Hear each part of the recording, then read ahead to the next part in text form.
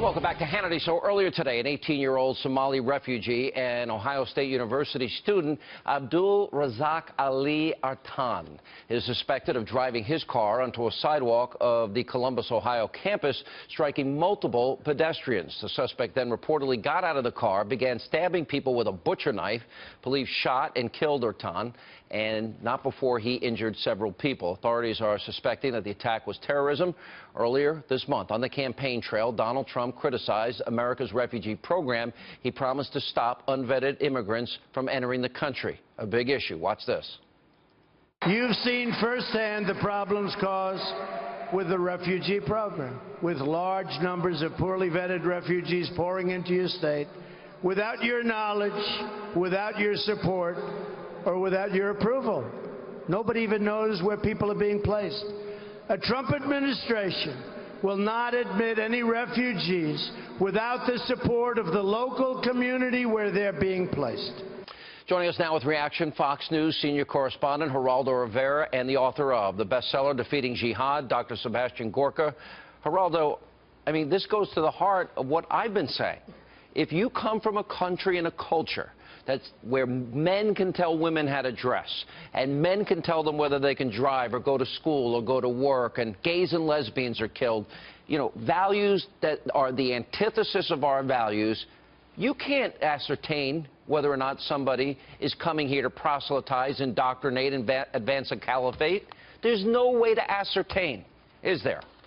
No, well, putting aside that issue just for a second, this guy, Abdul Artan, came as a child. He's 18 years old. He was 18 years old when he perpetrated. And he lived in Pakistan as well. At age 11. I don't think that he came here with the intent to commit this crime. I do think that there is a real cancer within the Somali American community, mostly around the Twin Cities. You've had 20 young men go from the Twin Cities back to Africa to fight in the fight I know well. I've covered it. The Somali, Al-Shabaab. They are an Al-Qaeda, ISIS-like group. They are brutal. This kid, though, seems to be another one of these self-starting, self-radicalized Islamists.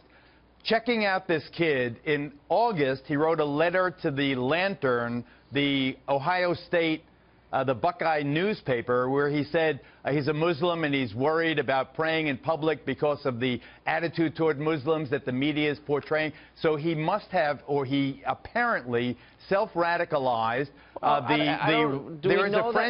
You're making a lot of assumptions here, though. Well, here's my main assumption is, if you have a student who has a history of being troubled as he got out with the knife, then that is obviously what he did was terrorism. He's obviously radicalized. Therefore, he is a radical Islamist terrorist, a lone amateur radical Islamist terrorist, and I totally believe that to be the case in this instance. And that's the risk that America takes if we're taking people from countries with values that contradict our own. And apparently, it's reported he spent time in Pakistan, Dr. Gorka. Look, can we just jettison some of the phrases Geraldo has used? Radicalized and lone wolf and troubled. I'm fed up of these people being treated as the victims.